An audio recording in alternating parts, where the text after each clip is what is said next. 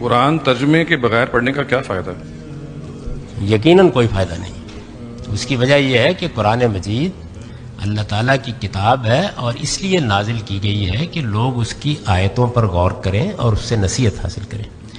یہ میں نہیں کہہ رہا، یہ خود قرآن مجید نے اپنے الفاظ میں بیان کر دیا ہے.